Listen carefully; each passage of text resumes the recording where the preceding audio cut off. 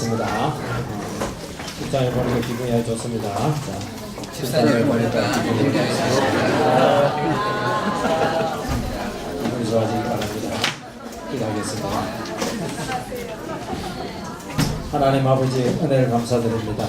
우리 연약한 육신과 영혼을 주님께서 붙드셔서 우리를 영혼뿐만 아니라 육체도 우리 전삼도 회복시켜 주시고 또 우리를 사랑하셔서 또 하나님의 섭리 가운데서 우리 하여금 인내 가운데 축복을 알게 하여 주시고 하나님의 섭리를 알 수 있도록 인도해 주시니 감사드립니다. 하나님 두려워하지 말게 해주시고 우리 미래가 아무리 우리 생각처럼 되지 않을 것처럼 보일지라도 하나님 미래 손에 달려있다는 것을 고백드립니다. 다시 한번 이 시간 모든 불안들 염려들 다 물리치게 해주시고 지금 이 순간 우리 귀에 우리 영혼 속에 들리는 이 능력의 말씀만이 현실이며 실제며 진리라는 것을 우리가 고백하는 믿음의 예배자의 시간이 되게 해주시옵소서. 예수님 이름으로 기도하옵나이다. 아멘. 원래는 그 주보에는 마태복음에 나와 있는데 허리가 약간 삐끗하는 바람에 앉아서 타이핑을 할 수가 없었습니다. 좀 바꾸겠습니다. 열왕기상 지난번에 하려고 했던 못했던 거 13장 열왕기상 13장 1절부터 원래 10절까지인데 6절까지만 읽겠습니다.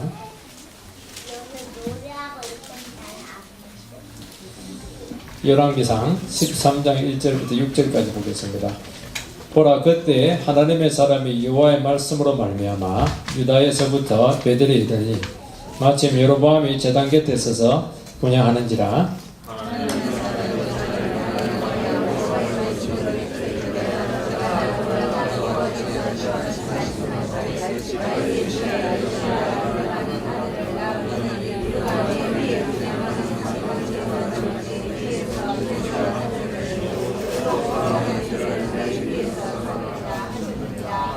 끝날에 그가 징조를 들이 이르되 이는 여호와께서 말씀하신 징조라. 제단이 갈라지며 그 위에 있는 재가 쏟아지리라 하며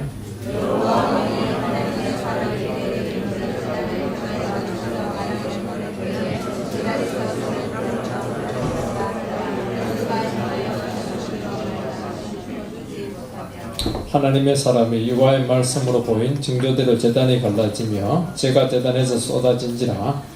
왕이 하나님의 사람에게 말하여 이르되 청하건대 너는 나를 위하여 내 하나님 여호와께 은혜를 구하여 내 손이 다시 성하게 되더라. 하나님의 사람이 여호와께 은혜를 구하니 왕의 손이 다시 성하여 전과 같이 되리라. 아멘. 오늘 말씀은 베델 제단 멸망이에요. 파괴 예언. 좀 불길한 내용이죠. 오늘 이 시대에 이제 사람들은 꼭 필요한 사람이 누굴까? 질문을 하게 됩니다. 어느 학자는 미국 하버드 대학의 도서관에 불이 꺼지지 않는 한 미국은 계속될 것이다. 그런 말을 했습니다. 그러니까 오늘 시대는 이제 똑똑한 사람들이 끌고 가고 능력자나 재능 있는 사람들이 주도를 하는 것처럼 보입니다. 오늘날 이 중국은 유비, 관우, 장비 중에 누구를 가장 존경하느냐? 우리나라 사람들은 덜 있다 보니까 유비 이렇게 할지 모르겠지만 중국 사람들은 이 관운장입니다. 그래서 중국 사람들이 경영하는 이 중국집 가보면 관운장의 그림이 액자로 많이 걸려 있습니다. 관원장의 무예 때문에 그런 것이 아니고 이 의리 때문이죠. 조조가 그렇게 자기 편을 삼으려고 했는데도 불구하고 그 형제인 그 유비형을 위해서 10관문을 통과를 해서 결국 형을 따라갑니다. 우리나라는 어떤 사람을 가장 선호하겠느냐? 우리나라 사람들은 확실히 그 재능 있는 사람입니다. 왜 그랬을까? 우리나라가 너무 어렵고 혼란기가 많다 보니까 살아남기 위해서 이 처세에 능한 사람, 어떻게 보면 좀 약삭 빠를 정도로 이렇게 계산이 빠른 사람, 그런 경향에서 좀 온 것이 아닌가, 그렇게 진단을 해볼 수가 있습니다. 결국 이제 재능 우선주의에서 오게 된 것인데, 이런 사람들이 선호가 되다 보니까 아무래도 좀 묵직하고 좀 깊이가 있는 그런 사회보다는 좀 비상적이고 약한 그런 사회로 나가게 되지 않았나, 얼마든지 좀 진단을 해볼 수가 있습니다. 이 성경에서 가장 선호하는 사람은 믿음의 사람, 말씀의 사람입니다. 말씀 하나 의지하고 모든 것 다 버리고 믿음으로 걸어가는 사람이죠. 그래서 인간의 재능이나 의리나 생각도 안 믿고 하나님 말씀 하나에 인생을 걸고 주님이 있으라한 그 자리에 묵묵히 바보처럼 있을 수 있는 그 사람이 성경에서 말하는 가장 선호하는 인물상이라고 할 수 있습니다. 세상에서 보면 가장 미련할 수 있고 가치 없이 볼 수 있지만은 하나님께서는 이런 영혼들을 통해서 세상을 움직이십니다. 그래서 다 알면서 쏘가지고 자신에게 불이익이 올 수 있음에도 불구하고 손해를 감수하는, 세상적으로 봤을 때는 참 바보입니다. 이 본문은 유다에서 온 한 선지자가 베델에서 제사하고 있는 그 여로보암 초대 왕에게 이 심판의 말씀을 예언하고 있는 것입니다.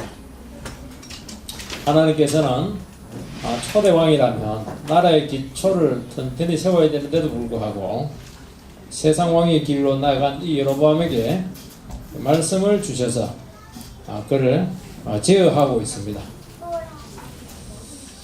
문제는 여로보암 왕의 마음이 하나님을 완전히 떠난 겁니다. 그런데도 불구하고 하나님께서는 그 영혼을 포기하지 아니하시고 북이스라엘에 끝까지 개입을 하시는 것입니다. 이게 뭐냐니까 하나님의 그런 속성인 것이죠. 쏘으시고 참아주시고 그랬던 겁니다. 첫 번째는 하나님께서 예언으로 개입을 하고 있습니다. 여로보암은 이제 북이스라엘의 초대 왕이었는데 유일하게 이제 선지자 아히야의 계시에 따라서 하나님의 뜻으로 왕이 된 왕입니다. 좀 특별하죠. 북이스라엘은 왕이 될 때 되게 무력으로 혁명으로 또 스스로 이거 왕이 되는데 북이스라엘 중에 딱 두 왕, 예후하고 여로보암 1세, 이 사람은 기름이 부어서 왕이 된 케이스입니다. 남유다는 전부 다 이제 기름을 부었는데 북이스라엘은 자기 힘으로 다 왕이 되었습니다. 이 기름을 부어서 하나님의 뜻으로 왕이 되었다는 것은 자기 자신의 합의에 따라서 얼마든지 하나님이 함께 주겠다. 하나님 뜻대로 이끌 수가 있다. 그렇게 하면 하나님께서 끝까지 지켜주겠다 하는 것이 여기에 포함되어 있는 것입니다. 이 여로보암 왕은 왕이 되고 난 후에 이 불안이 찾아왔습니다. 왜냐니까 혈통에 문제가 있어요. 자기는 아니 혈통이 아니고 또 왕족 출신도 아니기 때문에 이 정통성에 문제가 딱 생긴 겁니다. 무엇보다 이 백성들이 예루살렘 성전에 있는 남유다 예루살렘을 동경을 하게 되고 그게 예배를 드리러 왕래를 이렇게 하다 보면 결국 내 나라를 빼앗기지 않겠나 하는 불안이 있었던 것으로 생각이 됩니다. 그래서 어떻게 했냐, 국경을 폐쇄를 합니다. 그리고 수도에 산당을 짓습니다. 산당을 지으면 안 되거든요. 왜냐하면 성전이 있기 때문이죠. 그리고 북쪽 경계 지역인 이 단하고 남쪽 경계 지역인 베델에 송아지 우상을 세워서 하나님을 섬기게 합니다. 그리고 제사장을 세우지 않고 일반 백성을 제사장으로 세웁니다. 왜 일반 백성을 제사장으로 세웠느냐? 물론 이제 레위인들이 대개 이제 남유다로 내려간 이유도 있지만은 이 제사장 계급이라고 하는 것은 이미 하나님의 말씀을 알고 있고 의식을 가지고 있기 때문에 이 사람들을 부리고 다스리기가 굉장히 까다로웠던 것입니다. 그래서 일반 백성 말 잘 듣는 사람들 세웠던 것입니다. 이 불안에서 온 것이죠. 이 불안이 나라 시작부터 나라의 근간을 시작부터 이상한 방향으로 나가게 했던 것이죠. 여러분 여로보암이 제대로 시작을 하려면 어떻게 해야 할까요? 한 가지밖에 없어요. 이 나라는 내 나라가 아니다. 하나님이 맡겨주신 것이다. 맡겨주실 때 좋은 기회니까 잘 관리해야 되겠다. 이 생각을 하면 됩니다. 하나님께서 나를 세우기 때문에 기록보기도 하나님께서 지켜주신다. 이 믿음이 있어야 됩니다. 근데 이제 내 나라가 생각을 하니까 당장 지켜야 한다 생각이 찾아들게 된 것입니다. 여러분, 하나님 나라에서 있어서는요, 내 것이다 하는 것을 주장하는 순간 그때부터 이제 문제는 다 어긋납니다. 통곡에도 내 교회다, 그건 내 교회 아니지만 자식도 내 자식이다 이러면 그때부터 문제가 생길 겁니다. 내 자식이 아니에요. 하나님 맡겨주신 좋은 기회입니다. 하나님이 거저 주신 것이고 나에게 주신 기회다. 하나님 앞에 내가 부끄러지 않게 청지기로서 임하겠다. 그러면 도리어 내 것보다도 훨씬 더 축복되게 하나님께서 함께 하십니다. 이런 북이스라엘은 남유다보다 규모가 5배에서 10배 가까이 큰 나라인데도 불구하고 도리어 남유다보다 더 불안한 겁니다. 이게 뭐냐니까 이게 배교로 나가게 했던 것입니다. 배교가 다른 데 있는 게 아닙니다. 이상한 데 배워온 게 아니에요. 불안한 거예요, 이게. 여러분, 아직 아무 일도 일어나지 않았습니다. 백성들이 지금 유다로 내려가가지고 성전에서 예배 드리지도 않았습니다.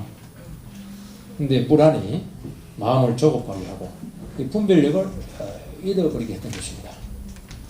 여러분, 성도는요, 항상 불안을 안고 살아가야 합니다.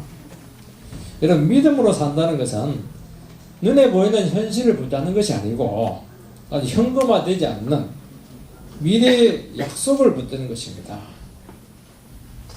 그래서 현재 뭐가 있으면, 현재적인 게 있으면 그게 없는 것처럼 쳐야 됩니다. 그렇게 할 때, 그래서 믿음으로 살아갈 수 있겠습니다. 그러니까 불안한 거예요. 왜냐하면 현찰이 있기 때문이죠. 그래서 현실에서 뭐 아프다든지 조그마한 변수만 생겨도 갑자기 그렇게 믿음이 좋던 사람이 한순간에 그냥 평소에서는 생각할 수 없는 이상한 행동들을 해요. 저 사람이 목사인가? 저 사람이 장로였는가? 너무 이상한 행동을 하는 겁니다. 왜냐하니까 불안이 이렇게 순간적으로 찾아오기 때문에 그렇게 하는 겁니다. 그 불안에 자기 영혼을 방치하게 되면 그때부터 큰 사고가 칩니다. 이때는 다시 말씀으로 돌아가야 되는 겁니다. 그래서 다른 걸로는 불안 이길 수가 없어요. 말씀 외에는 이길 수가 없습니다.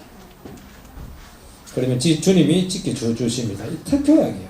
우리 불안을 이길 수 있는 것은 다시 그때 하나님의 말씀으로 돌아오면 또 하나님께서 그때는요 너무 명확하게 구체적으로 말씀을 해주십니다. 왜냐하면 우리가 불안한 만큼 구체적인 약속을 주셔야 되거든요.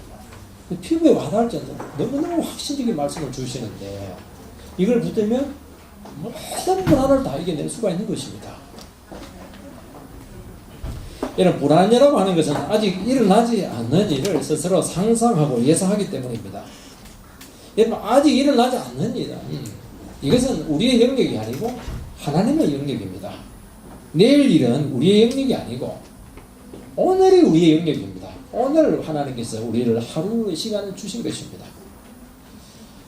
이때 미래가 아무리 불길할지라도 너희를 하나님께 맡기고 기도하고 믿음으로 나가는 것입니다.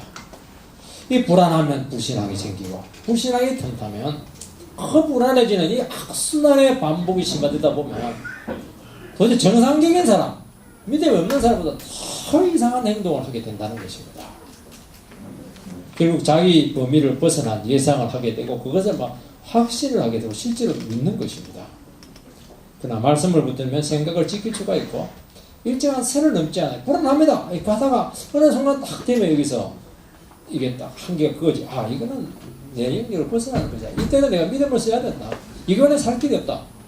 그러면요, 낙담한 거 다시 이게 반발심에서 다시 돌아옵니다. 그리고 지금 당장 주님을 위해서 뭘 해야 될 것인가 하는 것을 알게 되면서 지금 중요한 사명들을 감당을 해낼 수가 있는 것입니다. 갈 때까지 가버리면 오늘 중요한 거 하나도 못합니다. 그래서 여러분 말씀을 붙들면 믿음이 생깁니다. 오늘을 충실하게 살아갈 수 있습니다. 오늘을 정진하게 살아가니까 역설적으로 내일이 열리는 것이고 미래가 열리는 것입니다. 하나님의 섭리와 구원을 경험하는 것입니다. 여러분, 불안하고는 근본적인 차이가 있는 것입니다. 여로보암이 선지자의 약속의 말씀을 붙들었으면 됩니다. 너도 다윗처럼 말씀으로 나가면 영원히 지켜주신다. 신신당부 말씀을 했거든. 왜냐하면 보니까 좀 위험하기 때문에 그렇게 된 것입니다. 여러분, 하나님은 나라를 배교적인 방향으로 끌고 가는 것을 보고 유다에서 한 선지자를 거파를 해서 경고를 합니다. 왜냐니까 북이스라엘은 지금 제대로 된 하는 사람이 없어요. 여로보암이 분양하고 있는 중이었습니다. 마침 주님은 이 사건 현장에 곧바로 찾아가게 합니다. 다 끝나고 나서 또 아무도 없는 조용한 곳에서 그를 인격적으로 만나게, 그렇게 하면 좋을 텐데 그렇게 하지 않고 바로 제사 드리는 그 현장에 들어가서 심판을 이어나게 합니다. 이것은 하나님께서 얼마나 여로보암의 행위를 가증하게 보고 있는가 하는 것을 보여주는 것입니다. 여러분, 이 결혼식 중인데 갑자기 아버지가 그 현장에 나타나서 막 소란을 피운다면 그 결혼식은 엉망이 될 뿐만 아니고 아버지는 나는 죽어도 이 결혼식은 인정하지 않겠다 하는 극단적인 표현 방식인 것이죠.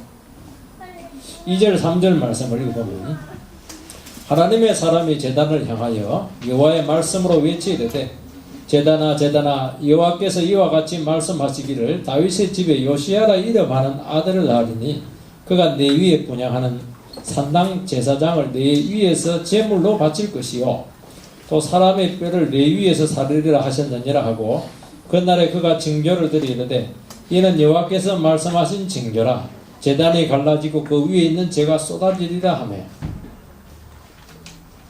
앞으로 300년 후에 유다의 요시야 왕이 바로 네가 제사 드리고 있는 이 제단을 파괴하고 없앨 것이다 예언하면서 그 예조로 지금 당장 단이 갈라지고 재가 쏟아지게 될 것이다 그런 선포를 합니다. 단이 요시야에서 파괴될 것이지만은 단이 갈라지고 재가 쏟아진다는 것은 지금부터 네가 아무리 많은 예배를 드리고 제사를 드릴지라도 안 받겠다는 겁니다. 그리고 저주하겠다는 겁니다. 한 번 잘못된 제사를 시작했는데 그것이 사라지는데 몇 년이 걸리느냐? 300년 걸리게 됩니다. 그것도 나라가 망하고 200년 만에 북이스라엘 망하지 않습니까? 그리고 나서 100년이 지나고 난 후에 유다 나라 왕에 의해서 그 제단이 파괴됩니다. 이 하나님 나라에서요 말씀 아닌 잘못된 전통을 세우는 것이 얼마나 위험하고 오래가는가 하는 것을 깨달으라는 것을 이야기하고 있는 것입니다. 한 번 잘못된 예배를 드리고 한 번 잘못된 믿음의 전통을 가지게 되면 그 생각처럼 없애는 게 쉽지가 않아요. 300년 걸립니다. 완전히 쫄딱 망하고 그러나서 더 가고 그것도 자기 자신이 못하고 누가 아주 특별한 사람이 나타나가지고 그걸 없애줘야 됩니다. 왜 나라가 망하고 100년이 지나고 그것도 강력한 믿음의 종 요시야가 제단을 부수게 되느냐 하는 것입니다. 여러분, 말씀 없는 예배와 신앙생활은 반드시 미신화의 길을 걷게 됩니다. 그러니까 그 제단을 아무도 건드리지 못하는 것이죠. 잘못 건드리면 재앙이 올까봐 얼굴 떼기 때문입니다. 아무도 손을 못 댑니다. 너무나 오랫동안 제사를 드렸기 때문이죠. 이것은 오직 정말 하나님의 말씀에 붙들린 종에 의해서만 해결할 수가 있습니다. 여러분, 미신이라고 하는 것이 왜 생기느냐? 인간 안에 있는 그 막힌 불안을 틈타서 미신은 파고들지 않습니까? 그래서 믿음과 말씀이 아니면 여러분 모든 인간은 틀림없어요. 자기는 무종절한데 그 사람이 미신이 아니다 쉽게 말해서 반드시 미신화의 길을 가게 되는데 그 이유는 인간 안에 있는 그 불안을 극복할 수 있는 방법은 말씀 아니면 미신밖에 없기 때문입니다. 그래서 공부를 많이 하신 분들요 또 지식이 많으신 분들 세상을 많이 알고 있는 사람들 또 권력자들이 더 미신을 찾는 이유가 어디 있느냐? 도리어 많이 아는 사람들 더 위험한 것이죠. 왜냐하니까 그들 인생에 변수 요인을 너무 많이 느끼기 때문에 미신자도 붙잡아야 되기 때문에 그렇게 하는 것입니다. 그래서 선거철이 되면 정치인들이 무속인을 많이 찬다고 하지 않습니까? 자, 어찌된지 모르기 때문이죠. 결혼할 때 왜 궁합을 봐요? 날짜를 왜 따지는 것입니까? 안 살아봤어요. 저놈 인간이 어떤 인간이 어떻게 할 수가 있습니까? 불안한 것이죠. 그래서 이 궁합을 맞춰보는 것입니다. 믿음이 있으면요, 이것이 허구인 것이 금방 끝나게 됩니다. 그래서 믿음으로 여러분들이 신앙생활하고, 믿음으로 자녀들이 결혼을 시키고, 믿음으로 인생의 길을 인도받는 것이 돈도 안 되고 100% 불안 요인을 제거할 수가 있습니다. 확실합니다. 인도 받으시면 돼요. 그 불안하게 뭘 해가지고 결정 내려가지고 저는 잘 되는 거 하나도 본 적이 없어요. 하나님께서 그냥 확신 주십니다. 분명히 사인을 줘요. 틀림없어요. 이 예언을 듣고 여로보암이 제사를 드리다가 막 손을 막 펴면서 저놈 잡아라 이렇게 하니까 잡아라 했는데 안 오므러집니다. 말라버렸습니다. 하나님의 말씀을 정면에서 거부한 징계였습니다. 왕이 권세 대단하죠. 선자가 가지고 바로 심판했는데 저놈 잡아라 이렇게 하니까 딱 손이 말라버렸다. 딱 말하니까 왕이 마음이 약해졌는지 아니면 몸에 이상이 생겨서 겁을 잔뜩 집어먹었는지 갑자기 태도를 바꿔서 기도해 주세요 그렇게 부탁을 합니다. 그러니까 기도해 달라 하니까 선자가 그 기도 요청을 또 받고 간절히 기도해 줘요. 정상적으로 치료가 됩니다. 이것은 하나님의 속성을 참 잘 보여주는 사건입니다. 우리 같으면 저놈 잡아라 손이 말라버렸으면 저주받은 손 잘 됐다 이놈아 왼쪽 손까지 말라버려라 이렇게 할 텐데 두 손 다 어그러지게 할 것인데 그리 하지 않습니다. 하나님께서는 진정한 회개가 아닌데도 불구하고 그의 예청을 들어주고 있습니다. 엘리야 선지자 때 하나님께 너무 답답해가지고 아합에게 멸망을 예언하니까 아합이 갑자기 막 죄를 부리고 걸음을 막 천천히 제가 지금 걸음을 천천히 하고 있습니다. 그의 멸망을 받고 심판을 연기를 합니다. 여러분 아합은 결코 회개할 이인도 아니고 하나님도 다 알고 있습니다. 자기 신세가 너무 처량하다 보니까 너무 슬프고 처량해서 했는데도 불구하고 하나님은 같이 기다렸다는 것이 그 징계를 감하시고 처리하십니다. 하나님은 참 놀라우시죠. 조금이라도 말씀을 듣고 회개나 태도의 변화를 보시면 마치 기다렸다는 듯이 은혜를 베푸십니다. 우리는 진짜 회개했냐? 우리 자녀들한테 징계 내릴 때 보면요. 이놈이 진짜 마음이 바뀌었냐? 그거 이렇게 보다가 영원히 이렇게 용서를 못한 경우가 많은데요. 하나님은 그렇지 않아요.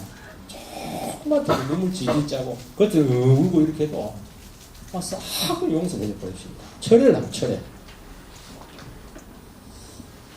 여러분 이후에도 회개했느냐? 회개 안 합니다. 똑같아요. 사실 하나님이 정면에서 되고 징계 예언했지만은 하나님께서 여로보암이 진정으로 회개할 것을 기대했느냐? 기대도 하지 않았습니다. 그 증거가 무엇이냐 하면 300년 후에 재단이 갈라질 것이다. 그런 예고를 한 것을 보면 이게 간단한 문제가 아니라는 겁니다. 300년 간다는 겁니다. 주님은 그의 상태를 뻔히 아심에도 불구하고 쏘아주시고 은혜를 구할 때 또 허락하십니다. 당장 요절일 것 같으면서도요. 실제로 재단이 갈라지고 죄는 쏟아지는데도 불구하고 왕에게 임한 심판까지는 거두시고 있는 것입니다. 이게 뭐냐니까 하나님께서 자기 백성들을 대하시는 방식입니다. 사람들은요 하나님을 바보로 여깁니다. 이건 이제 신학적인 용어로 오래 기다리심, 오래 참으심. 죄인들이 하나님의 오래 기다리심을 이용을 하다가 결국 스스로 멸망에 빠지게 되는 것입니다. 하나님은요 우리를 상대하시고 자기의 신을 상대할 때 호흡을 길게 두시고 상대를 하시겠다는 겁니다. 몇 년? 300년입니다.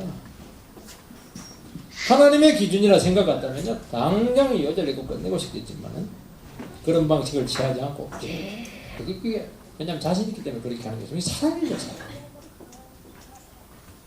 그리고 비록 말씀을 떠나고 있지만은 나는 끝까지 포기하지 않겠다. 강력한 사랑의 표현인 것입니다. 너무나 오랫동안 참아주시고 기회를 주시고 지켜봐 주시고 이렇게 하니까 사람들이 뭐 하나님을 이게 그냥 두려워하지 않는 것입니다. 심판을 내릴 때도요, 우리 같으면 뭐 당장 그냥 머리를 깨버리고 팔 잘라버리고 이렇게 하면 될 텐데 그렇게 하지 않고 섭리적으로 역사 가운데 자연스럽게 도태시키시고 그렇게 하시면서 하나님 나를 이렇게만 사랑했구나, 그런 가운데 내가 이렇게 완악하게 하나님께 거부했구나, 두 가지를 반드시 느끼게 하는 겁니다. 하나님 이렇게 나를 오래 참으셨구나, 그런 하나님을 내가 이렇게 무시했구나. 이 두 가지 중요한 것을 고백하면서 멸망에 빠지도록 만드는 것입니다. 여러분, 자식들의 비행에 대해서 다른 집 어른들은요 당장 요절을 내야 한다고 하지만은 자기 부모는 그리 못하죠. 대신 눈물을 흘리고 그 비행을 감당하면서 끝까지 포기 못합니다.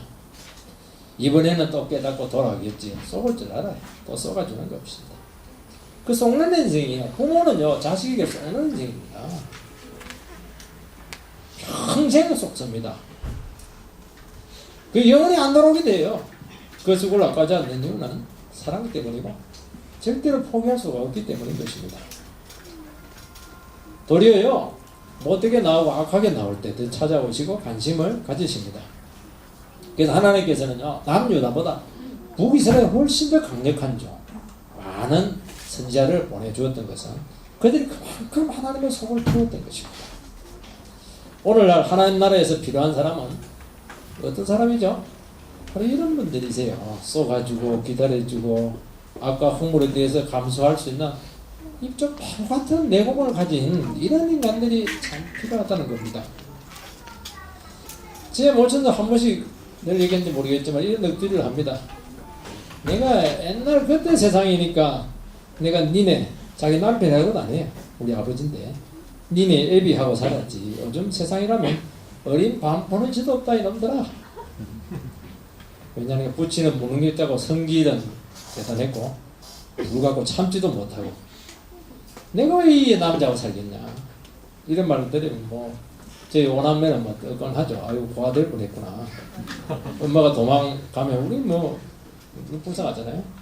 그래도 엄마가 도망 안 가고 끝까지 문제 있는 남편의 아내 자리를 지켜줬기 때문에 우리가 그러나마 보존이 되고 결혼도 하고 설교도 이렇게 하고 말이죠.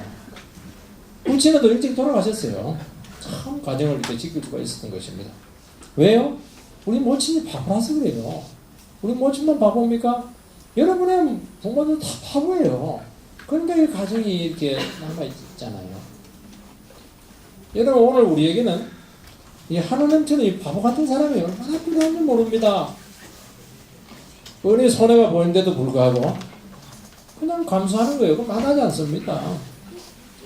얼마든지 자기는 세상에 유명해질 수도 있고 잘 나갈 수 있는 기회가 있는데도 불구하고 그걸 놓치고 희생을 하는 겁니다. 다른 사람 다 가지게 하는 것입니다. 정말 세상을 보면 바보지 않습니까? 안 된 줄 알면서도요 바르기 때문에 또 시도해보고 찾아가보고 이렇게 하는 겁니다.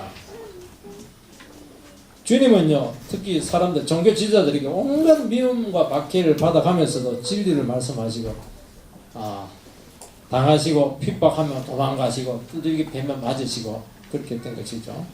주님 몰라서 그렇게 당했습니까? 바보라서 그래요. 얼마든지 능력으로 자기를 지킬 수 있는데도 불구하고 절대로 그 힘을 스스로를 위해서 쓰지 않았습니다. 나중에는 십자가에 달려 죽은 자리까지 갔지만은 그곳에서도 자기 힘 1%도 쓰지 않았습니다. 그 바보스러운 죽음이 온 세상의 구주가 되게 했던 것입니다. 오늘 이 세상은 똑똑한 사람들에 의해서 진행되는 것처럼 보이지만은 실제로 세상에서 바보처럼 보이지만은 자기 자리가 귀한 줄 알고 묵묵히 걸어가는 그런 영혼들이 얼마나 소중한지 모릅니다. 얼마나 약삭빠른지 몰라요. 얼마나 줄타기를 잘하는지 모릅니다. 뭐 이 건이 걸린 문제는 뭐 늑대처럼 달려들어도 다 뜯어먹어 버리는 것입니다. 가져가게 하세요. 빈털터리로 있으세요. 그리고 하나님께서는 그 영혼을 사용하셔서 세상을 구원하는 도구가 되게 하신다는 것입니다. 이런 사람이 중요한 사람 아닐까요, 여러분들? 이게 얼마나 귀한 분들이죠. 구원을 가져오는 그런 구원의 도구가 되지 않겠습니까? 여러분 다른 영혼에 대한 사랑 때문에 자기 인생을 포기하거나 자기 젊음을 내려놓는 것이 얼마나 가치 있는 삶인지 여러분들은 고백해야 되는 것입니다. 예수 믿으면서 조금도 포기하지 않는 사람들이 있어요. 나중에 보세요. 그 바다에 나는 경우와 똑같아요. 거꾸로 날아가 버리는 것이. 그 인생에 뭐 내놓을 게 뭐가 있어요? 고백할 게 뭐가 있어요? 하나님 앞에 내놓을 게 뭐가 있어요? 심판대 앞에서 후 불면 다 날아가 버리죠. 의인의 해중에 들지 못하는 것입니다. 두 번째는 이 사명에 충실한 선지자입니다. 왕은 몸이 회복되었을 때 선지자에게 자기 집으로 가서 쉬고 그에게 큰 상을 내리겠다 제의하는데 선지자는 그 제의를 하나님의 말씀으로 확실하게 거절합니다. 7절에서 10절 말씀 제가 읽어보겠습니다. 왕이 하나님의 사람에게 이르되 나와 함께 집에 가서 쉬라. 내가 네게 예물을 주리라. 하나님의 사람이 왕께 대답하되 왕께서 왕의 집 절반을 내게 준다 할지라도 나는 왕과 함께 들어가지도 아니하고 이곳에서는 떡도 먹지 아니하고 물도 마시지 아니하리니 이는 곧 여호와의 말씀에 내게 명령하여 이르시기를 떡도 먹지 말며 물도 마시지 말고 왔던 길로 되돌아가지 말라 하셨음이니이다 하고 이에 다른 길로 가고 자기가 베델에 오던 길로 되돌아가지도 아니하니라. 왕이 선지자에게 이제 선의의 제의를 한 이유는 분명치가 않습니다. 자기 손을 치료해 주기 때문일 수도 있고 또 다른 이유일 수도 있을 것입니다. 하나님의 심판의 경고는 너무 그를 두렵게 했을 것입니다. 그래서 자기 자신의 이 불안과 두려움을 해소하기 위해서 선지자를 초청해서 선대를 하고 이 상까지 줄이고 했다고 할 수가 있습니다. 여러분 우리가 마치 좋지 못한 방식으로 이렇게 많은 돈을 벌었다고 합시다. 그럼 마음속에 죄책감이 될 수밖에 없습니다. 예를 들어가지고 막 스리트머니 빠진거 해가지고 돈을 뭐 1억 벌었다 하시기 바랍니다. 그러면 여러분 감사한 건 얼마 내겠습니까? 11주보다 더 많이 냅니다. 한 3천만 원 내야 됩니다. 그냥 뭐 죄책감이 있기 때문에 그렇게 하는 겁니다. 사실 하나님이 이 예배를 받으시지 않을 뿐만 아니라 저주를 내린다고 했을 때 그는 단지 예배만 받지 않는다는 것이 아니고 하나님이 그를 거부하고 있다고 하는 의사를 처음부터 분명하게 보였던 것입니다. 하나님께서 그의 인생을 거절해버리니까 그 역시 그의 미래에 대한 확신이 사라지게 되었습니다. 불안한데도 불구하고 이 예배를 통해서 자기 나라의 정책을 통해서 이 나라에 대한 미래를 보장받으려 했는데 하나님께서 딱 겁을 하니까 갑자기 불안이 찾아오는 것입니다. 확신이 없어요. 이게 문제입니다. 여러분 아무리 우리가 인생의 설계를 하고 이렇게 확실한 기반에 의해서 우리의 미래를 설계할지라도 하나님의 말씀의 기반이 아닌 경우에는 약간의 변수에도 이게 흔들리게 됩니다. 구청청 흔들리게 됩니다. 왜냐하면 하나님께서 받으시지 않기 때문에 그렇게 하는 겁니다. 뭔가 불투명하고 그런 것이죠. 근데 불투명하고 안 될 것 같은데 말씀의 의지를 해서 하게 될 때는 이상하게 마음속에 확신이 되기도 하고 약속이 함께하면서 또 하나님의 함께하신과 도우심을 체험할 때 참 많습니다. 이 겨자씨 비유가 뭐냐니까 이 겨자씨는 작은 씨지 않습니까? 나중에 심겨지면 큰 나무가 된다는 것입니다. 이 겨자씨 가지고 뭘 하겠어요? 이게 뭘 기대를 하겠습니까? 될 것 같지도 않는 거예요. 이 겨자씨만한 믿음으로 이렇게 시작을 하면 결국 하나님의 도우심과 축복으로 상상할 수 없는 결과가 나타나게 된다는 것입니다. 여러분 믿음을 하는 때는 그런 것 같아요. 우리 힘으로 하고 계획을 세우면요 모든 것이 완비되기 때문에 막 틀림없이 될 것 같습니다. 안 돼요. 절대로 안 됩니다. 근데 믿음으로 시작을 하면 시작 자체가 안 될 때가 많고 또 이렇게 해도 이렇게 안 될 것 같아요. 또 하나님 뜻을 잘 모르는 것 같아요. 그러나 분명한 하나님 뜻이 확인되면 반드시 그들의 역사가 나타나기 시작하는 것입니다. 여러분 이 세상은요 뭔가를 이루기 위해서 신념과 경험과 모든 자원을 투자해서 뭔가를 하게 되지만은 문제는 뭐냐니까 하면 할수록 미래가 점점 불투명해지는 것이죠. 되게 세상적으로 성공할 확률이 얼마나 미미합니까? 요즘 자영업을 많이 한다는데 은퇴하신 분들이 조기은퇴를 많이 한 바람에 성공률이 너무 낮다고 그래요. 10%도 안 된다고 그렇게 하는 것입니다. 되는 게 아니에요 이게. 근데 말씀으로 하는 것은요 하나님 앞에서 반드시 100% 성공으로 나가게 되고 생각에서는 겨자씨가 큰 나무가 되어서 영향력을 나타냈던 것처럼요 하나님 얼마나 큰 영광이 되는지 모르는 것입니다. 여러분 지금 왕은 베델의 제사에 목숨을 걸고 있지만 걸고 있고 대대적인 국가 시책으로 지금 혼신의 힘을 쏟고 있고 신경을 쓰고 있습니다. 근데 선지자가 가서 얘가 딱 한마디 하니까 모든 것이 불투명해져 버렸어요. 미래가 더 암담해졌던 것입니다.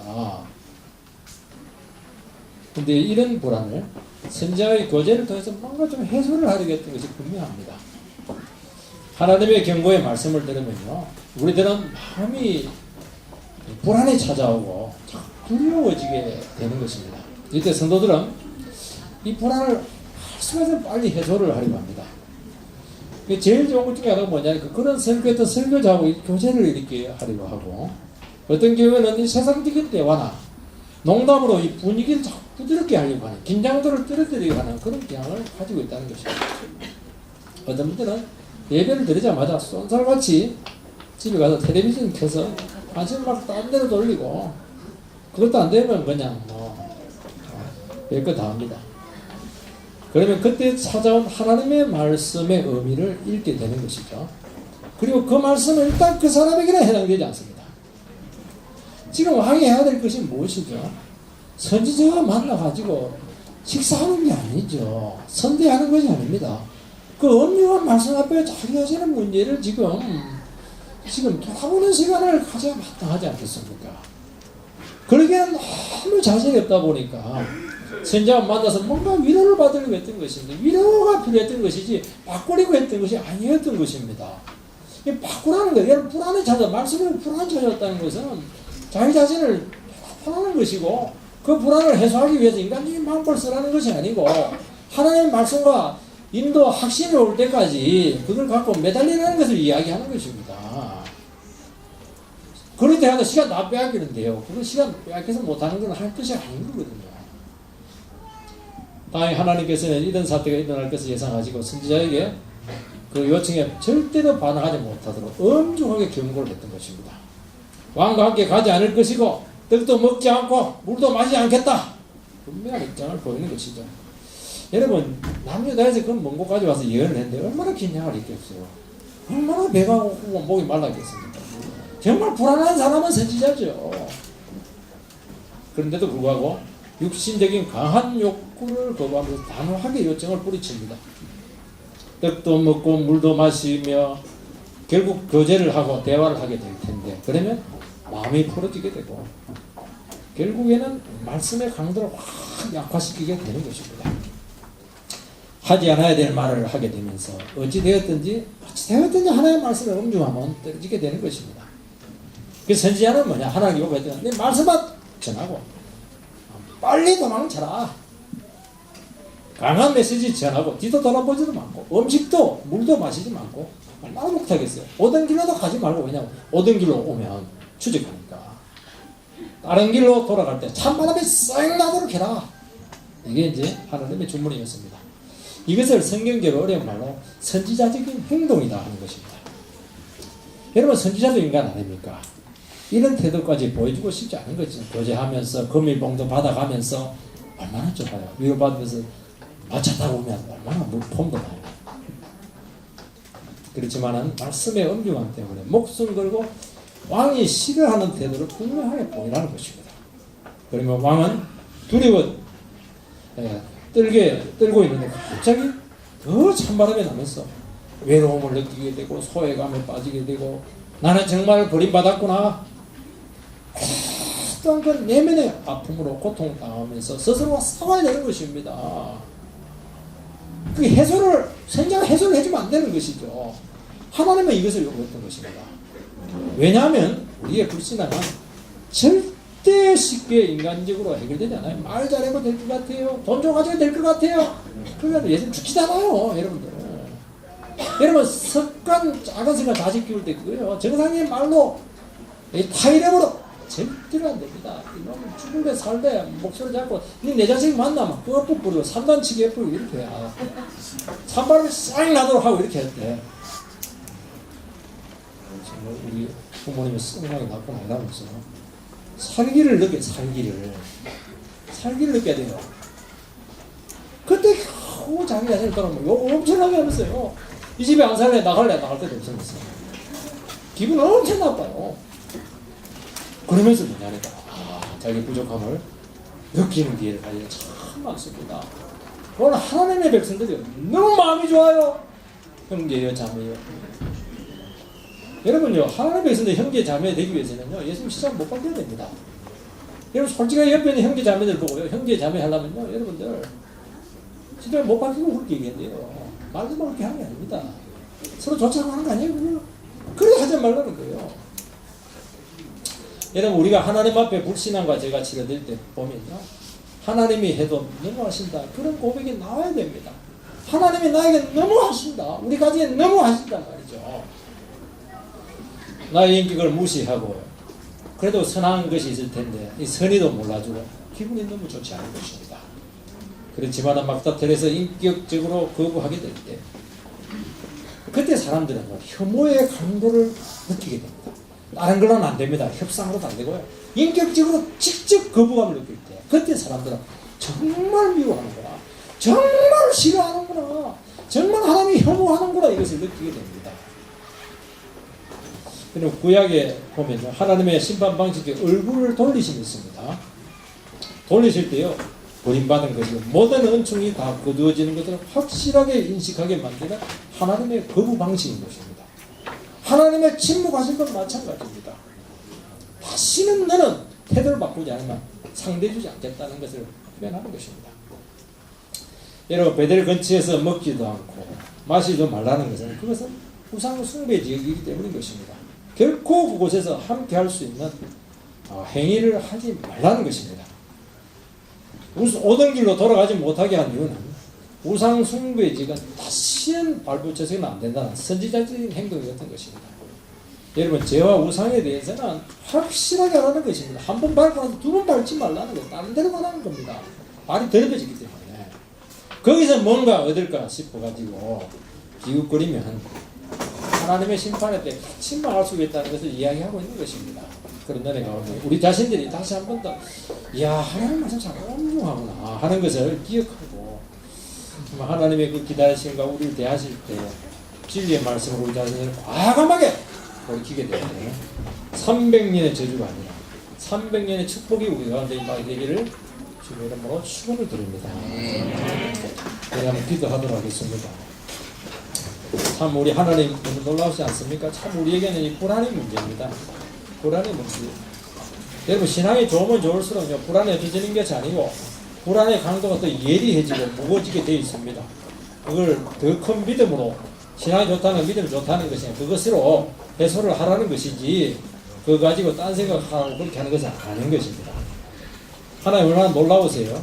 하나님께서는 우리를 끝까지 참으시고 사랑으로 대하시지만 그것이 도리어 더 무섭다는 거예요. 겸손한 사람 앞에서 겸손해지는 것이 제일 위대한 반응인 것이거든요. 거만한 사람 앞에는 우리는 얼마든지 거만하게 반응할 수가 있어요. 근데 겸손한 사람에게 겸손하게 반응하는 너무 어려운 것입니다. 하나님 겸손하게 반응을 하고 정말 주님께서 우리를 찾아오셨을 때 확실한 태도로 주님 앞에 영광 돌리는 그런 기도를 하도록 하겠습니다.